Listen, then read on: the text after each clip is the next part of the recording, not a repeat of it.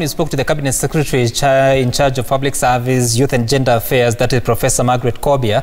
And we also asked her a question about the 14-year-old girl who is alleged to have committed suicide after, what do you call it, menstrual cycle shaming of sorts? Yes, from a fellow female teacher. Yeah. From a female teacher, that is. And of course, the Cabinet Secretary says that the responsibility of procuring sanitary towels for schools has since been moved away from the Public Service Ministry, where it has been domiciled for a couple of months now. Now she says that it's been taken to the Ministry of Education.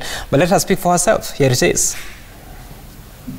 The responsibility of providing sanitary towel actually is with the Ministry of Education, particularly the Basic Education Act 2013. This says it very clearly.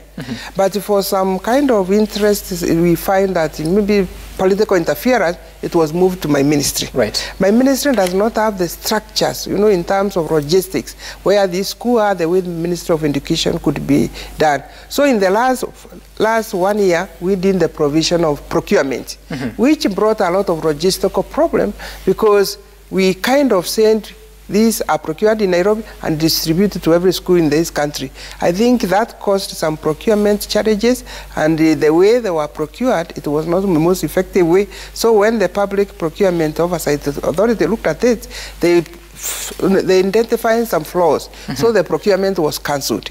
That's actually why they were not given in the last financial year the sanitary towel. But now it has moved back to Ministry of Education. The funding has been a problem. We have been having inadequate funding. Now it has been given to the Ministry of Education.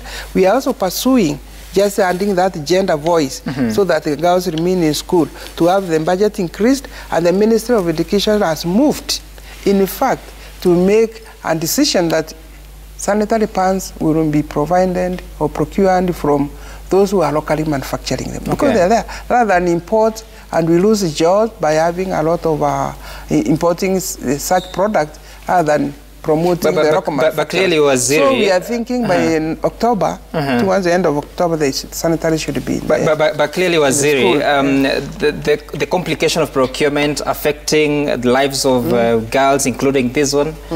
It's unfortunate, and of course, this is a story which is very unfortunate. We don't know if totally that is what caused her to commit the suicide. But even if it is, there are other girls who are suffering. I take responsibility where the government has not been able to provide, and we are moving very fast working with the Ministry of Education. And you know also, procurement issues regarding government procurement has always been surrounded by a lot of integrity issues. So protecting the integrity of procurement and also getting the product has been a challenge, but moving forward, we want to keep our eyes on the ball, that the girl has the sanitary pad for the entire year.